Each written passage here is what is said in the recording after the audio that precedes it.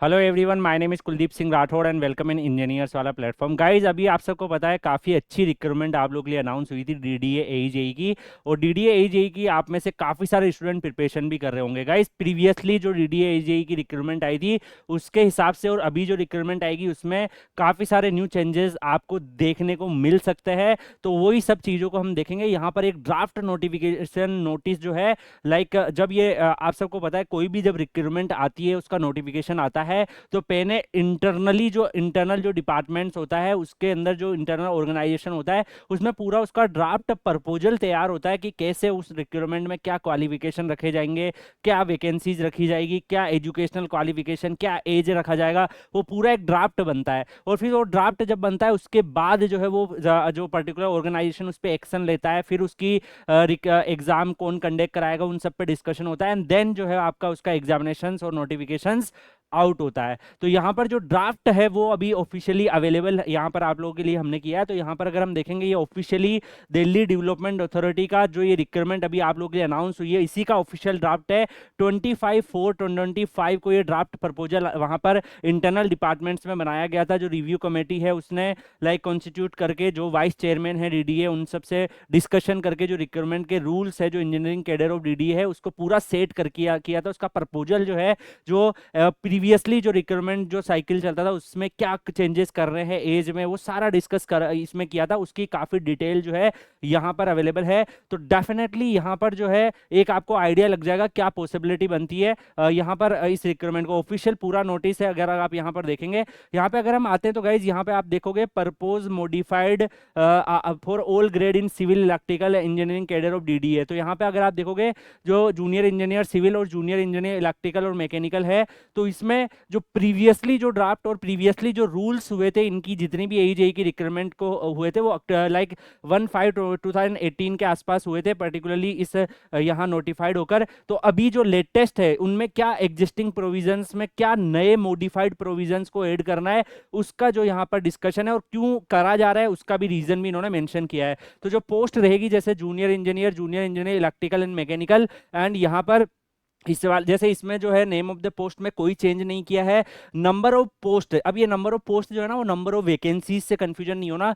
Number of post का मतलब है कि टोटल कितने जूनियर इंजीनियर्स को सिविल इलेक्ट्रिकल एंड मैकेनिकल में ये जो है वहां पर रखते हैं। तो वो 587 है यानी कि वैकेंसीज जो है तब भी उतनी थी, सॉरी जो पोस्ट है जब भी 587 थी और अब भी 587 है। मतलब पोस्ट को नहीं बढ़ाया है। मतलब पोस्ट ऐसा नहीं कि 587 की जगह अब 600 इंजीनियर्स को ये रखेंगे, जूनियर इंजीनियर्स को रखेंगे, उतने ही इंजीनियर्स को ये रखेंगे। अब आपको पता है कि जो हर साल रिटायर्ड होते हैं तो उनकी जगह पे फिर जो है मान लो 2-3 साल में जो रिटायर्ड हुए उनकी जगह पे न्यू नोटिफिकेशन आ जाता है और उन सीट को वापस भर लिया जाता है। तो वो होती है वैकेंसीज। तो वैकेंसीज तो ऑलरेडी आपको पता है नोटिफिकेशन अभी शॉर्ट नोटिफिकेशन आया था उसमें मेंशन था कि कितनी वैकेंसीज है। तो यहाँ पर इसके अलावा अगर आप देखोगे इसका यहाँ पे क्यों किया है वो भी मेंशन है। क्लासिफिकेशन ग्रुप बी रहेगा, ग्रुप बी नॉन मिनिस्ट्रियल, इसका नेम जो है मॉडिफाई किया गया है। लेवल जो पे स्केल है 35,400 से 1,12,400 लेवल 6, इसमें कोई चेंज नहीं है, सेम रखा जाएगा। मतलब अब जो अपकमिंग रिक्रूटमेंट्स होगी एंड यहाँ पे ये अगर आप देखोगे ऑफिशियल नोटिस होता है गाइज, ये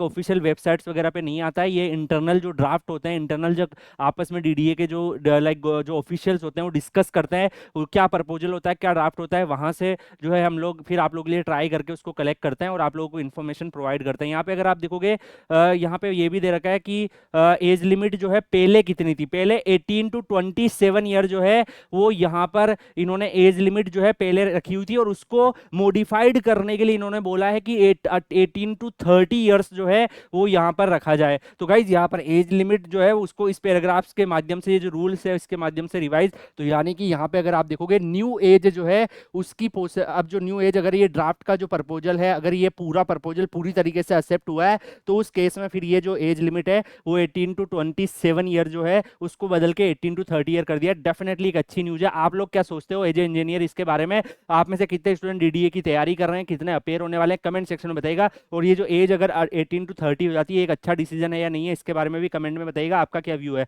इसके अलावा यहाँ पर अगर आप देखोगे नेक्स्ट जो है, और भी इन्होंने यहाँ पर बहुत सारी डिटेल दे रखी है। यहाँ पे अगर आप अलग अलग इन्फॉर्मेशन यहाँ पे आप लोग के लिए अवेलेबल है, जैसे एज लिमिट के लिए भी मेंशन हो रखी है, और बाकी जो डिटेल्स है वो भी इन्होंने मेंशन कर रखी है।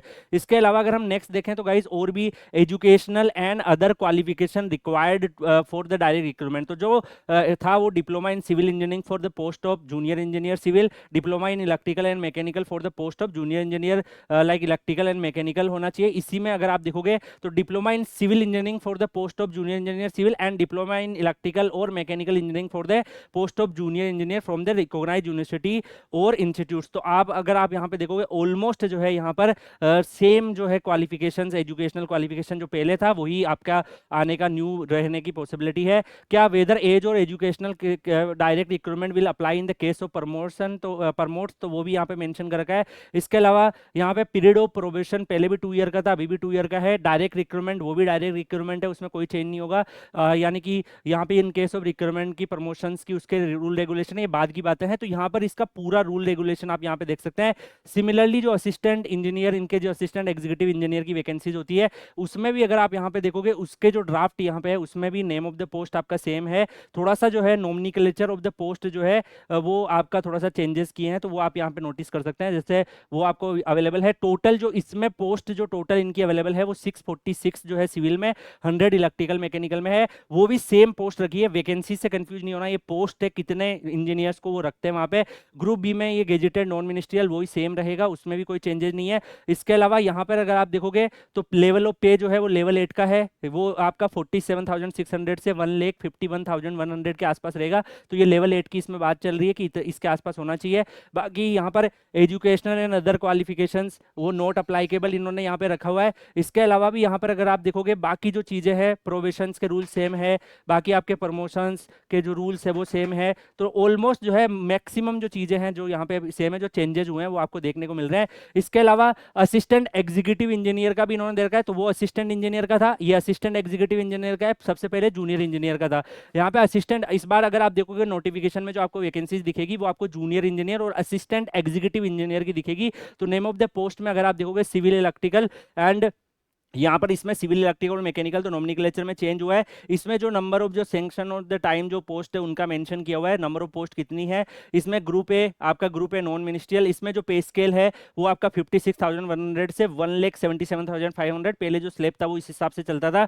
इसके अलावा यहाँ पर अगर आप देखोगे एज लिमिट जो है जैसे यूपीएससी का जो कंबाइंड इंजीनियरिंग सर्विसेज होता है उसके हिसाब से अडेप्ट करते थे पहले ये, अब ये 21 से 35 ईयर्स का। तो यहाँ पर अगर आप देखोगे 35 ईयर तक का यहाँ पे ये जो एज लिमिट ये रख रहे हैं। तो यहाँ पर इसमें भी है एजुकेशनल क्वालिफिकेशन, पहले यूपीएससी जो रखता था सेम जो है उसी के हिसाब से ये रखते थे। अभी आप देखोगे डिग्री अगर आपके पास है तो डिग्री वाले स्टूडेंट्स के लिए अपॉर्चुनिटीज ये अवेलेबल रहेगी। तो गाइस पूरा का पूरा जो ड्राफ्ट है यहाँ पर अवेलेबल है, आप यहाँ पे देख सकते हो। इनिशियल जो नोटिस है हर एक रिक्रूटमेंट का, एग्जीक्यूटिव इंजीनियर जो आते हैं उसकी भी वैकेंसी आती है, इस बार नहीं आई है। इस बार आपका junior engineer, assistant executive engineer की रिक्रूटमेंट दिखती है, उसके रूल रेगुलेशंस, बाकी जो अदर रिक्रूटमेंट्स डीडीए में जितनी भी होती है उनके भी इंजीनियरिंग से रिलेटेड रिक्रूटमेंट्स का यहाँ पर जो है डिटेल्स इन्होंने मेंशन कर रखा है। तो गाइज यहाँ पर इस ड्राफ्ट से ये आइडिया लग जाता है कि अगर इसमें से जो भी प्रपोजल एक्सेप्ट हो गए हैं तो आपको जो यहाँ पर जो चेंजेस देखने को मिल रहे हैं वो आपको देखने को मिल जाएंगे। यहाँ पर सारी की सारी इन्फॉर्मेशन आपके लिए यहाँ पर बाहर आ चुकी है, और काफी स्टूडेंट जो अभी 28 29 के होंगे कंफ्यूज थे कि तैयारी करना नहीं करना, तो यहाँ पे पॉसिबिलिटी है कि आप जो डिटेल एडवर्टाइजमेंट आए उसमें आपको एज लिमिट न्यू दिखे,